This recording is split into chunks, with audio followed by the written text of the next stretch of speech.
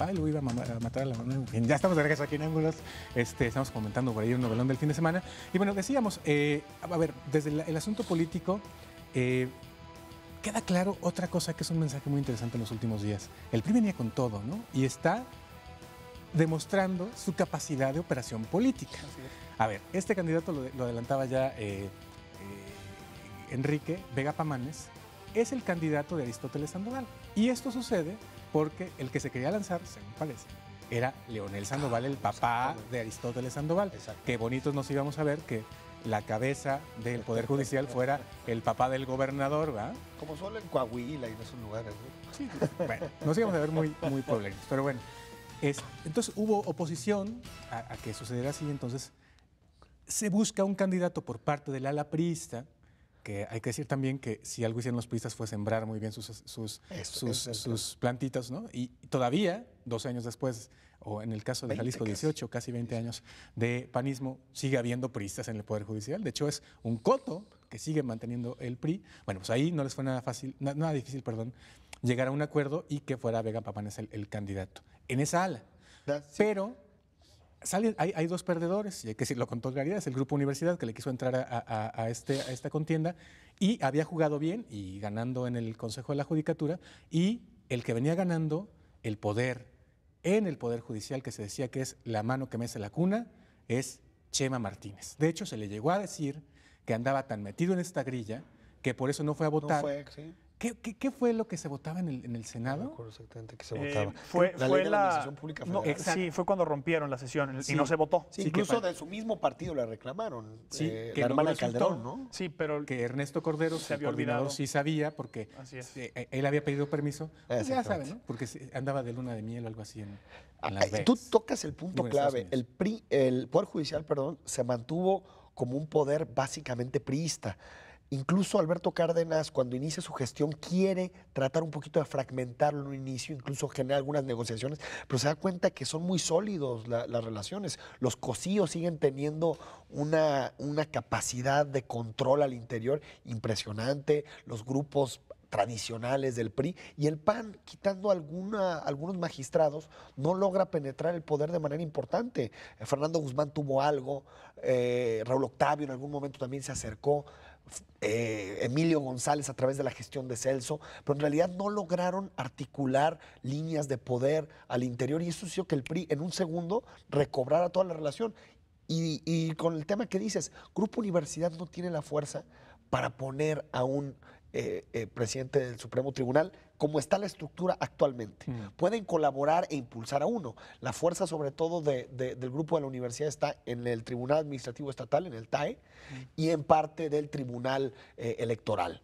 Pero en todos los demás salas penales, civiles, hay grupos más fuertes. Incluso hay gente relacionada con Grupo Universidad que te lo admite, ¿no? Nosotros podemos proponer cartas, pero al final no tenemos la fuerza suficiente para promover a un presidente. Y eso tiene que ver, entre otras cosas, justamente por cómo se negocia el asunto en el Poder Judicial, que es distinto a la arena en la que se negocia de repente las candidaturas a algunos puestos de elección popular, como las gubernaturas y o los diputados, ¿no? O hasta las senadurías. Digamos como que es un terreno en el que todavía no le hallan, ¿no? Todavía no. Y creo que también es importante decir que el que un grupo de poder, del signo que sea y de la orientación ideológica que sea y de las prácticas que acostumbre, independientemente de eso, el que un grupo de poder, sea el que sea, controle el Poder Judicial y cualquier institución que deba ser imparcial, es algo que hay que tomar con cuidado. ¿Por qué? Porque los gobiernos ejecutivos pueden tener sesgos en su actuar, en términos de decidir una política pública por encima de otra, supone una ideología y supone, bueno, en fin, lo tienen que orientar respecto de algo. Y ahí hay un sesgo, evidentemente, ¿no?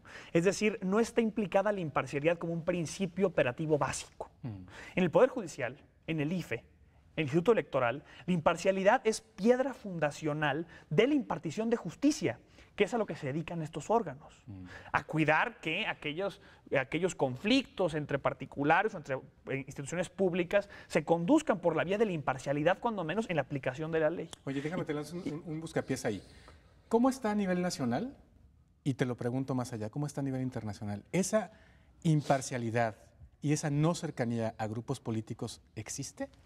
Yo diría que, por ejemplo, en la Suprema Corte de Justicia tenemos un buen ejemplo de cómo, aun cuando sí pesan los partidismos, se generan interesantes equilibrios. O sea, el asunto es el equilibrio. Son los equilibrios y también creo que son los perfiles profesionales de quienes llegan. Que la Suprema Corte, por la cantidad y por el nivel, llegan absolutamente decantados, ¿no? Tenemos grandes perfiles, tenemos otros que realmente no lo son, pero hay algunos que sí.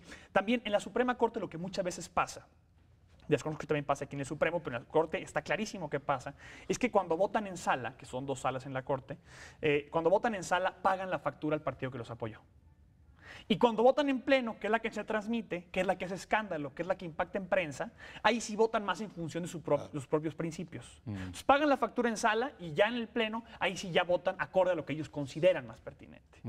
Entonces, bueno, el asunto aquí es, bueno, tiene que elegirse por el cuerpo que está hecho para eso, instituido para eso, que es el Congreso, el de la Unión o el local, por supuesto, que sí tiene que correr por esa vía de alguna u otra manera, o por los propios órganos judiciales, pero sí con vigilancia ciudadana, con contrapesos y con controles, y sobre todo con escrutinio público a las dinámicas que se dan adentro, cuando menos saber y estar diciéndolo aquí al aire, como estamos diciéndolo, que sucedió determinado proceso allá adentro. Eso ya es importante. Claro, sí, esa es una de los pendientes que tiene Vegapamanes, porque el Poder Judicial luego resulta que, a ver, puedes entrar a las sesiones del Congreso del Estado, puedes entrar a algunas reuniones, no a todas, del gobernador, pero resulta que si vas al Poder Judicial no puedes entrar a las sesiones y no se transmiten por internet y no sabemos ni qué se discute ahí. Fíjate, Ricardo, de lo que comenta Germán y de lo que comentabas de la imparcialidad, la imparcialidad debe ser política. La imparcialidad debe ser en términos de grupos de poder, pero la imparcialidad ideológica tampoco la puedes asegurar, ¿no?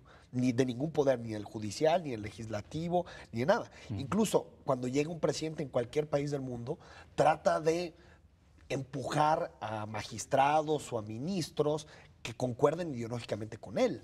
Cuando ahorita Obama lo que ha hecho en la Suprema Corte de Estados Unidos es una Suprema Corte mucho más liberal, porque él cree en ese tipo de cosas. Y yo creo que eso no es condenable de ninguna manera. Incluso creo que el ganar la presidencia también es un mensaje de que ese tipo de cosas están permitidas, ¿no? Está permitida que tú orientes o trates de orientar, mientras esté en la ley, trates de orientar una institución en términos liberales, conservadores, o lo que decías. El gran problema de aquí es que el debate no es ese. El debate no es si queremos tener un Supremo Tribunal formalista, un Supremo Tribunal conservador, liberal, que vaya con este modernista. El debate no es ese. El debate es quién se queda con la cabeza.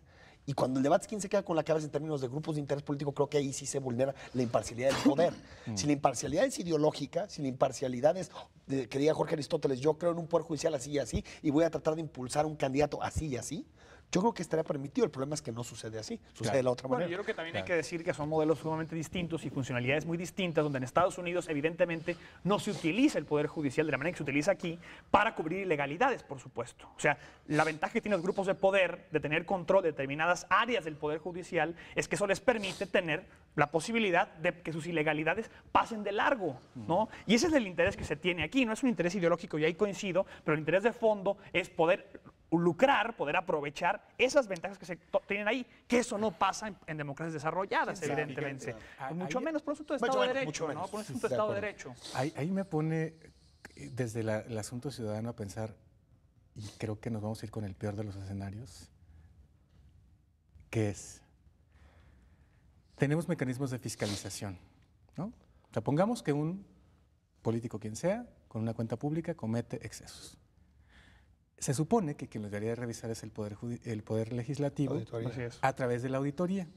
El auditor pues se ve que le está entrando al enjuague y entonces resulta que salen las cuentas públicas en cero, ¿no? Ante eso, si hay un evidente delito en esa cuenta pública, tenemos al Poder Judicial, que podría o debería sancionar si robaron, si desviaron, si le dieron dinero al compadre, si tal. Bueno, si está manejada políticamente, pues tampoco vamos a tener eso. Así es. Entonces la impunidad puede estar garantizada. Yo creo que es que generemos equilibrios, porque va a ser muy difícil que esos organismos no estén politizados. Lo vemos, te pongo un ejemplo, en España tuvieron una muy amarga experiencia con el tema de las auditorías, sobre todo en las comunidades autonómicas. Tuvieron que desaparecerlas y fundaron a nivel nacional lo que se llama el Tribunal de Cuentas. El Tribunal de Cuentas revisa todas las cuentas públicas y se supone que son magistrados de altísimo nivel, con altísimos sueldos y que prácticamente están blindados al chantaje político. Y después de años empezaron una serie de escándalos relacionados con eso, que prácticamente está debatiendo si es necesario desaparecer el Tribunal de Cuentas. ¿Cómo sucede en otras democracias? Se generan equilibrios tan fuertes que es muy difícil vulnerarlos. Es muy difícil que los intereses de los actores políticos permeen o, digamos, penetren esos equilibrios. Yo creo que la politización no está mala mientras existan equilibrios que permitan que no se imponga una sobre otra, ¿no? Claro, y ese es el asunto, ¿no? Que por lo pronto parece que todo está cargado Parece que sí, ese hacia es el el gran PRI, problema. ¿no? En la mayoría del Congreso, que se creó, hay que reconocerlo, una oposición en bloque interesante que le va, digamos, como a contrapesar interesantemente lo que puede suceder en los próximos años, y tiene el Poder Judicial. Entonces, híjole, los tiempos del partidazo están con todo. Por supuesto. Es una conclusión, creo que muy pertinente. Y muy triste. Y triste. ¿No? Bueno, pues nos vamos. Muchas gracias, Enrique Tucen. Muchas gracias, Germán Muchas Petersen. gracias, buenas noches. Y feliz Navidad. Ya no nos vamos a ver hasta 2013. enero, hasta el 2013. Hasta el 2013. Nuevo año, nuevas perspectivas. Nuevos bríos, nuevo todo. Exacto. Nuevos Así que, ángulos. salud con nuevos ángulos. Exacto. Salud con champaña que no nos trajeron. No, hombre, nos fallaron. Ni Ah. tequila, hombre, ya champaña. No, Lo de menos. porque fue Bueno, no tequila, quería yo. hombre. Bueno, Exhibirme. exacto. Bueno, nos vamos. Gracias. Hasta en la próxima edición de Ángulos. Todavía tenemos ediciones esta semana, el miércoles y el viernes. Y no se olviden, las semanas del 24 al 4 de enero les presentaremos un recuento con lo mejor de Ángulos, nuestras mejores crónicas, nuestras mejores entrevistas, nuestras mejores coberturas y también un resumen mes a mes de lo que marcó la historia del 2012 en materia informativa. Así que no se lo pierdan, los esperamos las noches de lunes, miércoles y viernes de estas 2 semanas. Por lo pronto, gracias, pásenlo muy bien. Quédense en Canal 44 aquí en Guadalajara y el 31.2 en Los Ángeles.